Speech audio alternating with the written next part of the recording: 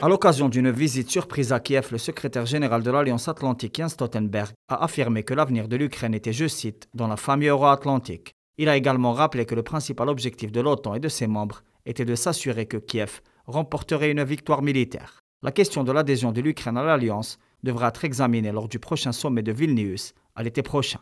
Pour sa part, le président ukrainien Volodymyr Zelensky a exhorté le patron de l'Alliance Atlantique à aider Kiev afin de surmonter les réticences des partenaires à livrer certaines armes, principalement des missiles longue portée, des systèmes d'artillerie, des avions de chasse et des chars lourds. D'ailleurs, le ministère de la Défense danois a annoncé que le Danemark et les Pays-Bas s'apprêtaient à acquérir 14 chars Léopard 2 à l'Allemagne afin de les livrer à l'Ukraine. Le ministre de la Défense ukrainien Oleksiy Reznikov a pour sa part confirmé, il y a quelques jours, l'arrivée de systèmes américains de défense antiaérienne Patriot à Kiev.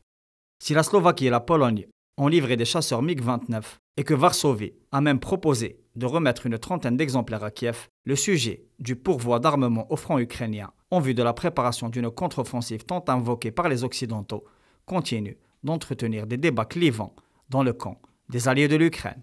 À ce propos, les représentants d'une cinquantaine de pays du groupe de contact se retrouvent dans la base américaine de Ramstein afin de plancher sur la coordination de l'aide militaire à l'Ukraine. Dans ce siège, le ministre américain de la Défense Lloyd Austin a déclaré en ouverture des travaux, je cite, que les alliés de Kiev étaient plus unis que jamais dans le soutien aux forces de la liberté, selon son qualificatif. Pendant ce temps, sur la ligne de front, des combats de haute intensité continuent de faire rage, notamment dans les régions orientales et méridionales. Les troupes russes ont attaqué des positions ukrainiennes dans plusieurs directions, à Kharkiv, Kupiansk ou encore Slaviansk. L'avancée des détachements d'assaut russes se poursuit du centre vers l'ouest dans le chaudron stratégique de Bakhmut, épicentre des combats dans le Donbass. Pour rappel, le président de la Fédération de Russie, Vladimir Poutine, s'est rendu sur le front sud, dans la région de Kherson-Zaporizhzhia, auprès de l'état-major du groupement Dniepr.